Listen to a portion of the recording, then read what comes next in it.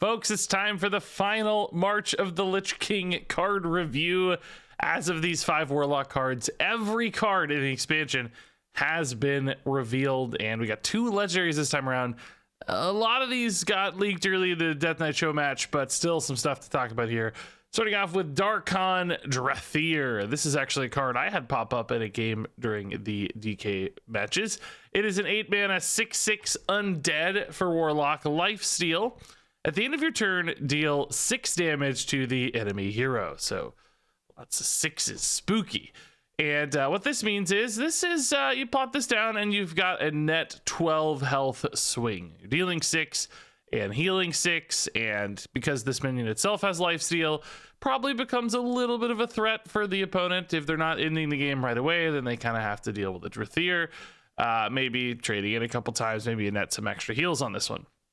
So the hope is that the lifesteal here gives this card enough of a stabilization that you can afford to play an 8-mana 6/6, that you can plop down this threat instead of being more reactive or dealing with some more immediate problems on board, which that's a lofty goal for this card. I think I suspect there will be lots and lots of board states and matchups where this feels really hard to play, and that the heal 6 just won't be enough, and that you're kind of dead on board if you try to risk this, and that you'll need instead to deal with some kind of big board your opponent has developed, or perhaps even more alternatively, you'll just be playing cards that advance a more direct and immediate win condition. Because, like, yeah, this is a fireball face. Like, yeah, sure, occasionally that can win some games, but man, it's an expensive one, and it's not really how you're going to be ending games very often. And Warlock has plenty of other very competitive removal and healing and life gain tools that would compete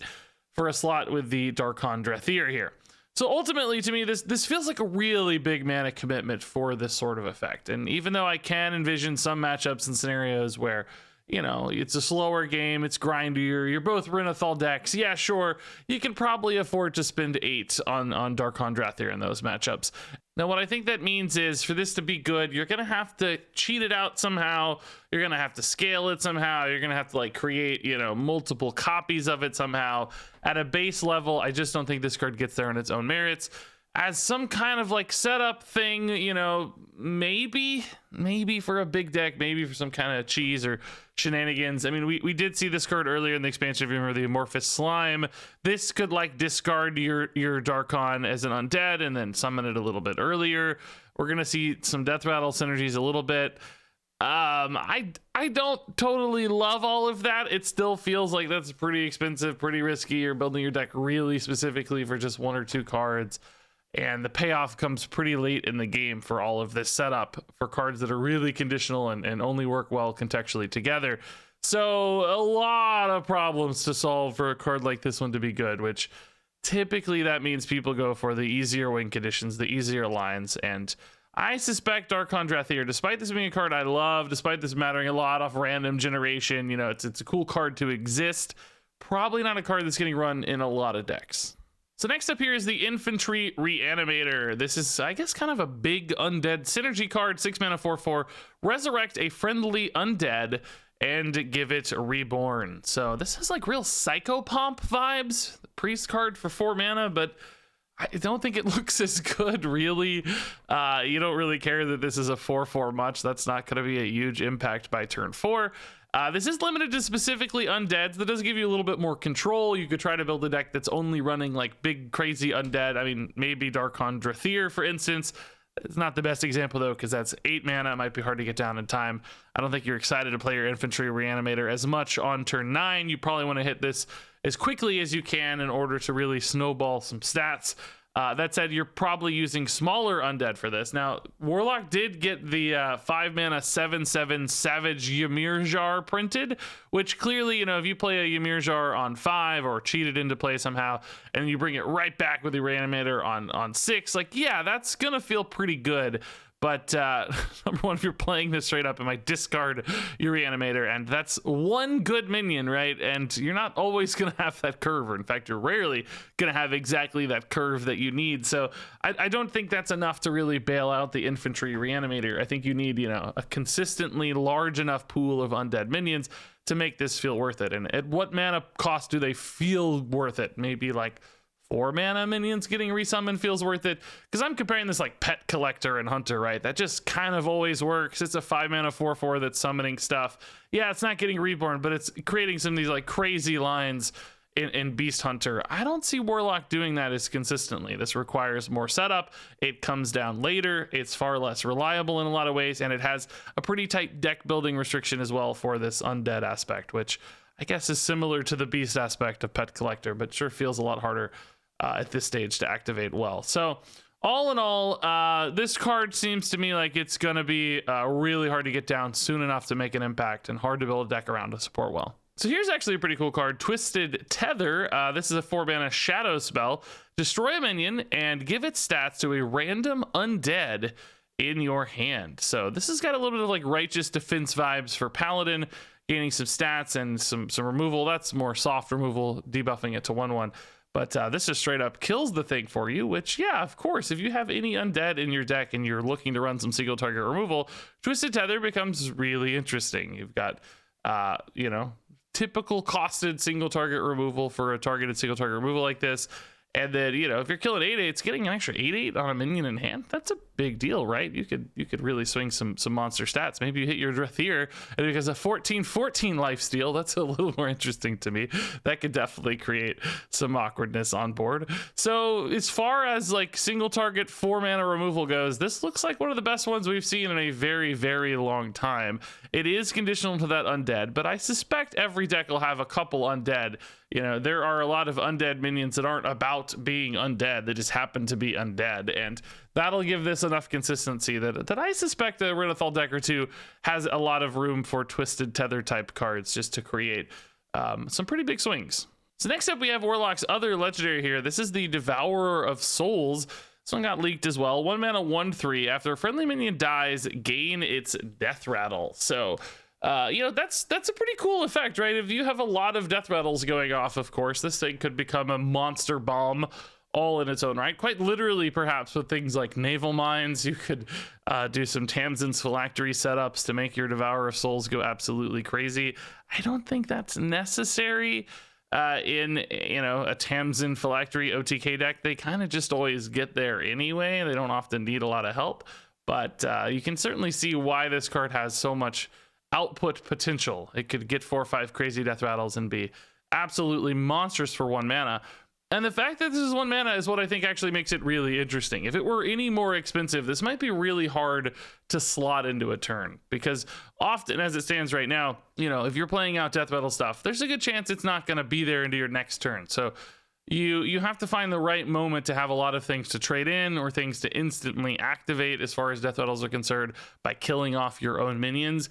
And if you're doing all of that, if you're playing things and you're activating things, you're spending mana on that, which means it's hard to squeeze everything into 1 turn. So Devourer of Souls being 1 mana makes them a lot easier to squeeze into that 1 turn.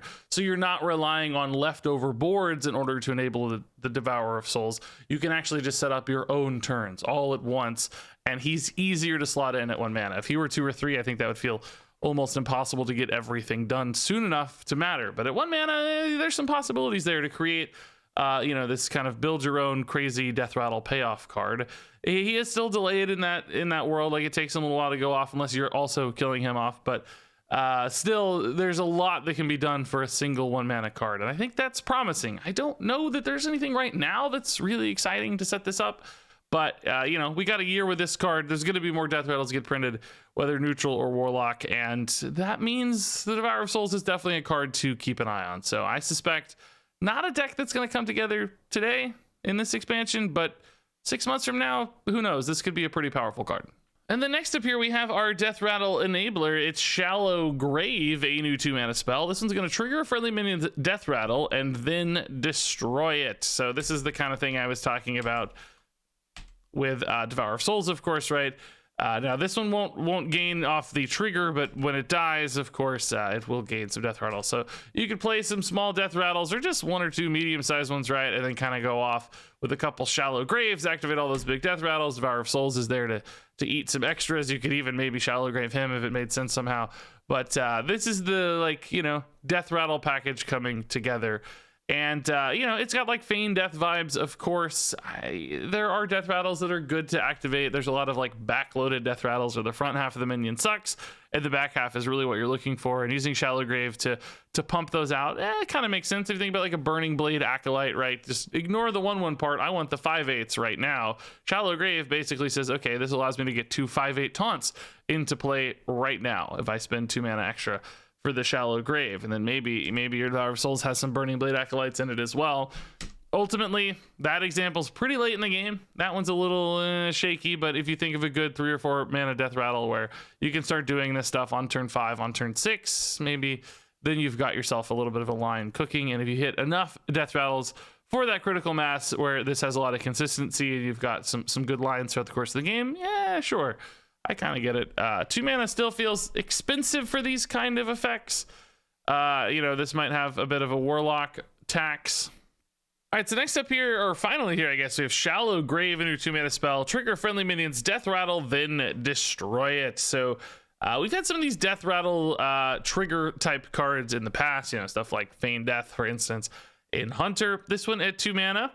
Not the easiest card to weave in, but you could still, you know, see some turns where you've got, you know, you've got Devour of Souls and Shallow Grave coming down together, and you've got some kind of cool Deathrattle on board, and boom, you're creating this nice little, you know, power turn with who knows, some kind of damage effect, or maybe just some bodies on board. This is in particular a card, since you're killing off the minion itself. Sometimes that's bad. Sometimes you like the minion being on board. Sometimes it's good though, with cards like Burning Blade Acolyte, for instance, right, where the Deathrattle is really backloaded. And in other words, the front half of the minion sucks and it's all about the Deathrattle. You don't mind killing it off necessarily. There are certain shapes of minions like that. That's a limited pool. There's a lot of Deathrattles where it's still good to have the front half, and it's still good to be sticky and annoying, and the fact that the value is split across both halves is really important. Shallow Grave won't work as well with those, but any kind of egg effect, or, you know, I guess that's just, even Burning Blade Acolyte's really an egg, even though he's a 1/1, right? Those sort of egg-shaped cards make a lot more sense for Shallow Grave, because you're sacrificing that front half to get the immediacy of the back half in play. So could we see some kind of eggy, Deathrattle-y Warlock deck come together on the back of these cards? I think it's possible, but I don't think it's super likely. These still feel like, you know, super inconsistent. There are going to be turns where this is just sitting in hand with nothing good to target. Same thing for Devour of Souls. You're going to feel like you want to play for more tempo if you're playing these eggy style cards. So then is this like more of a combo card where you're setting up some kind of kill?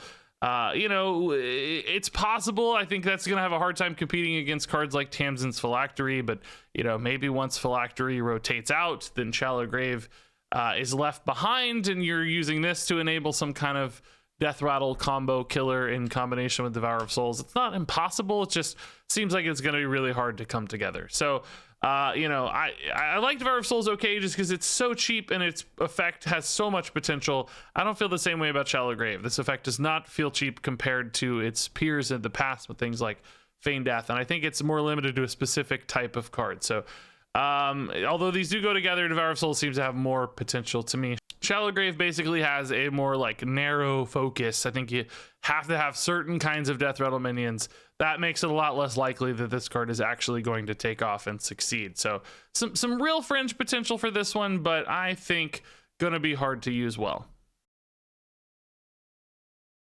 Darkon Drathier is a 2-star card. Infantry Reanimator is a 2-star card. Twisted Tether is a 4-star card. Devourer of Souls is a 3-star card. Shallow Grave is a 2-star card. And there you go, folks. That is it. Those are all of the March of the Lich King card reviews. I am curious what all of you think about these Warlock cards. I'm curious about what you think of the set in total. I've seen so many mixed thoughts on this one. Some people think it's OP. Some people think it's underpowered. I want to know, what do you think about March of the Lich King? What are we going to be playing? How are we going to feel about this meta? Share those predictions and more in the comments below. But until then, thanks so much for watching. And until next time, game on.